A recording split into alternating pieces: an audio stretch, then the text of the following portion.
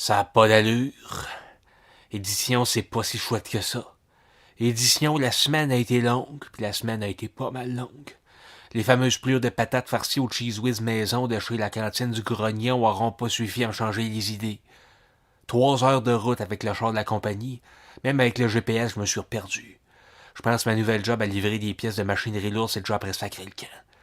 Mais ça, bof, c'est pas ça qui a été le pire cette semaine. J'ai appris que le laboratoire où je me faisais prendre mon sang était en fait une façade pour une secte de vampires. Je sais que ça a l'air vraiment cave. Mais ce que j'essaie de dire, c'est que le sang que je me suis fait prendre dans le but de mieux connaître mon signe sanguin, c'est-à-dire mon code de sang, c'est-à-dire mon groupe hématique, je croyais que j'avais affaire avec des vrais scientifiques. Mais mon sang et celui de tous les autres clients de la clinique servaient à des cérémonies de vampires. C'est dans les journaux si vous me croyez pas. Moi-même, j'ai de la misère à y croire.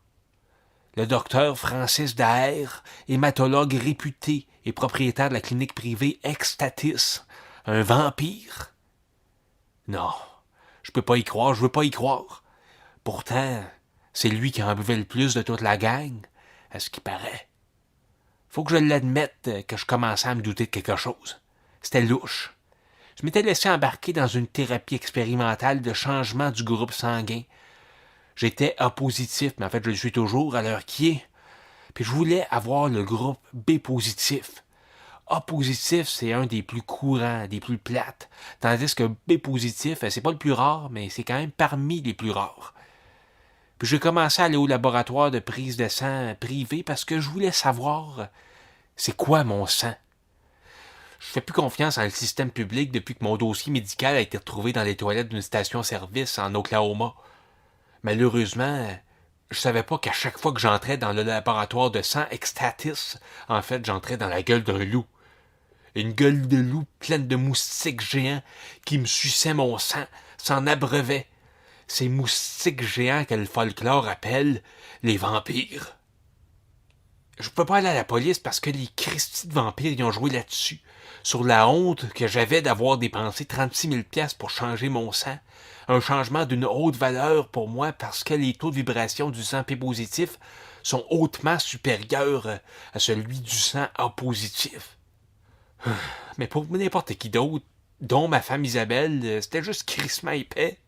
Puis je commence à trouver moi aussi que je me suis peut-être laissé emporter par l'enthousiasme du docteur Daher. C'est il y a une dizaine de jours, je m'en allais me faire vider le sang pour la 150e fois, quand je suis arrivé au laboratoire, puis c'était barré.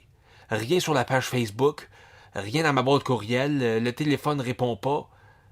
Puis il y a 3 jours, ça a fait l'effet d'une bombe. Une secte de vampires buvait mon sang.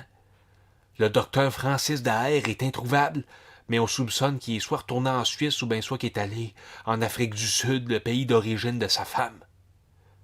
J'ai une seule chose à lui dire au docteur Daher.